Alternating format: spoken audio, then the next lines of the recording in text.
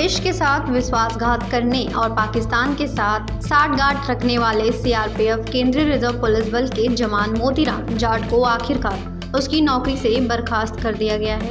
इस पूरे मामले की जांच कर रही राष्ट्रीय जांच एजेंसी की पूछताछ में कई चौंकाने वाले खुलासे हुए हैं। इनमें सबसे अहम यह है कि पहलगाम में हुए भीषण आतंकी हमले से ठीक पहले आरोपी जवान मोतीराम जाट उसी इलाके में सीआरपीएफ की 116वीं बटालियन में तैनात था।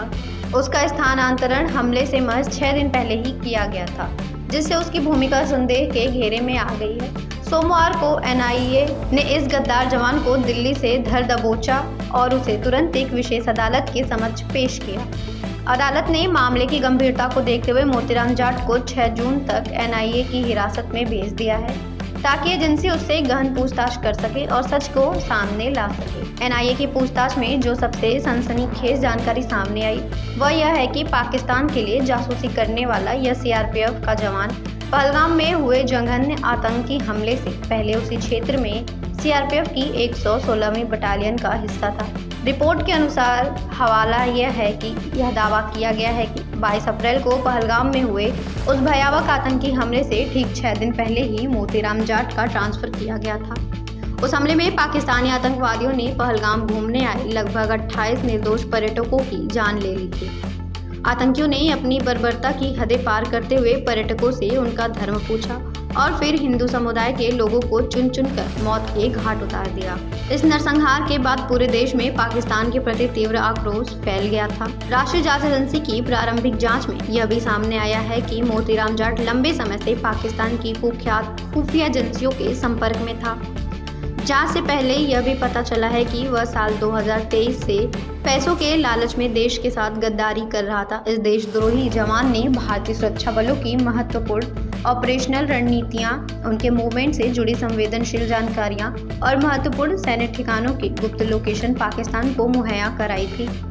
इस गद्दारी के बदले में पाकिस्तान की तरफ से उसे मोटी रकम दी गई थी। एनआईए को प्रबल संदेह है कि इस लीक हुई जानकारी के कारण पहलगाम हमले में आतंकवादियों को इतनी आसानी से सफलता मिली और वे इतने बड़े पैमाने पर निर्दोष लोगों की जान लेने में कामयाब रहे। मोतीराम जाट के इस करतूत का खुलासा उसके सोशल मीडिया पर की जा रही कुछ संदिग्ध गतिविधियों के कारण हुआ।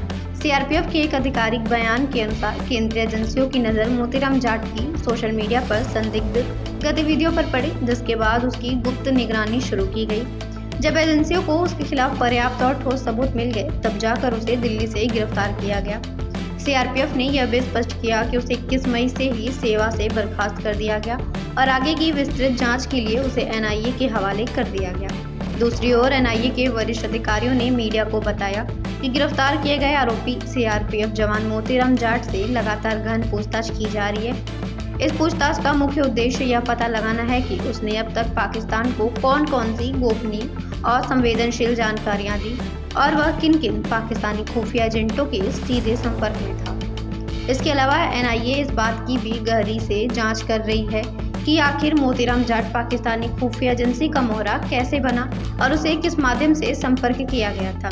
दिल्ली की एक विशेष अदालत में पेशी के बाद अदालत ने उसे 6 जून तक एनआईए की हिरासत में भेज दिया है, जिससे एजेंसी को अपनी जांच को आगे बढ़ाने के लिए पर्याप्त समय मिल सके। यह पूरा मामला एक बार फिर से इस कड़वी सच्चाई को उजागर करता है कि पाकिस्तान लगातार भारतीय सुरक्षा संस्थानों को अंदर से कमजोर करने की खतरनाक साजिशें चल रहा है। लेकिन इस बार यह साजिश एक ऐसे व्यक्ति के माध्यम से सामने आई जो खुद देश की रक्षा करने की शपथ लेकर वर्दी पहनता है।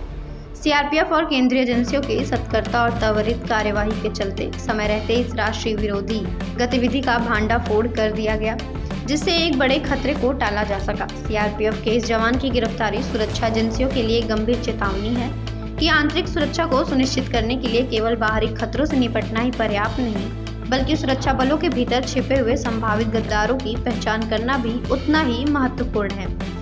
यह मामला उन सभी सुरक्षा कर्मियों के लिए एक बड़ा सबक है जो देशभक्ति के नाम पर वर्दी तो पहनते हैं, लेकिन अपने निजी स्वास्थ्य के लिए इस देश को भी दांव पर लगाने से नहीं हिचकिचाते।